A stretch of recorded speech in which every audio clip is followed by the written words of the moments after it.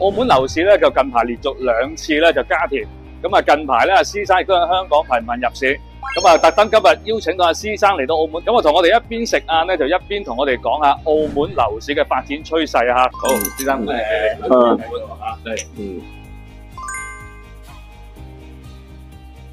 大單位成交多咗，會唔會持續咧？我覺得會喎，因為呢一可能食到咧，個市一路好，同埋啲嘢真係平，海雪嗰陣9000蚊尺，而家3000蚊尺，跌咗60%。全澳門最靚就係文華東方酒店上邊嘅住宅啊嘛。咁嗰陣時我哋賣到去13000蚊一尺嘅，而家幾多錢尺咧？5000幾蚊尺。出租唔容易啊嘛，而家。唔係，過去4年租金升嘅。升啊！過去4年升嘅，嗰陣時我哋有計嘅，澳門平均咧就得1.6厘嘅回報，咁咧去到今年咧去到有2.3厘回報，因為我哋澳門嘅利息係貴平啲嘅，而家2.15厘澳門利息。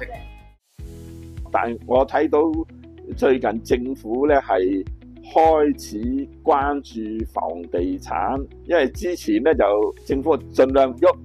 房地產冇太多支持嘅政策，到24年啊開始設立都係有幫助嘅嚇。咁今次咧就唔止設立啦，有啲係可以叫做加糖啦。主要邊方面咧？印花費嘅寬免啦，600萬以下就可以唔收印花費啦，600萬以上嘅交易最開始嗰600萬都可以免收嘅，所以得益嘅咧係好廣泛嘅。所有澳門嘅成交減少咗印花費嘅。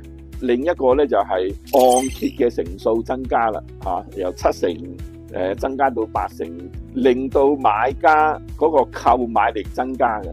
即係你首期少咗，佢即係唔使儲咁耐錢就可以有條件買樓。咁所以呢兩項措施咧，如果真係落實嘅話咧，第一項咧係屬於減輕購買物業嘅負擔，因為你唔使俾咁多印花費啊嘛。如果你買600萬就減少成12萬，對於一個普通用家嚟講都好幫得手噶啦，可以裝修靚啲，買家私買好啲噶啦嚇。呢個咧係屬於減少置業嘅負擔。第二個咧係屬於增加買樓嘅能力。你原本係7成按揭就自己要預3成嘅首期，而家咧8成咧你只係2成首期，你儲首期嘅時間可以縮短。原本儲到2成幾未買得樓，而家突然間就買到樓啦，咁啊解放咗一紮購買力。呢兩樣嘢咧，一個就係減少置業嘅負擔，呢個就係減少印花稅，增加置業嘅能力，呢個咧就係按揭成數呢兩樣都係對樓市好有幫助嘅。但係咧樓市真係要開始上升咧，仲需要一啲動力嘅。呢啲動力主要來自咩呢？一個咧就係人口嘅上升，另一個咧就係經濟增長嘅上升。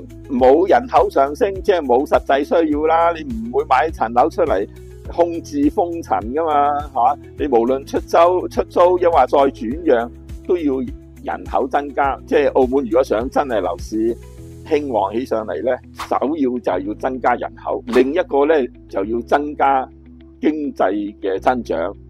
如果有兩個配合，印花費同埋按揭成數增加呢，澳門嘅樓市呢就一定可以重新恢復動力。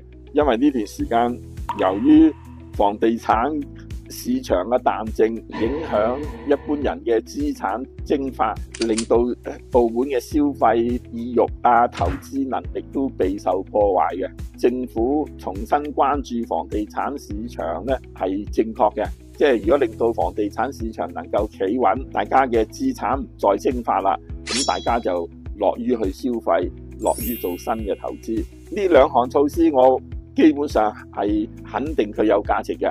第二個咧就係發揮一國兩制嘅強項。澳門咧都係同香港一樣一國兩制啊嘛，行資本主義制度，有比較好嘅私有財產嘅保障，自己可以創業，喺個人自由人身保障會做得好啲。咁呢個咧就一樣會吸引到內地嚟嘅人。澳門亦都係免稅港，可以做貿易中心，貨物想運去大陸嘅先運嚟澳門，咁再上就收少啲稅啊嘛。咁所以我覺得澳門就係發揮一國兩制嘅功能。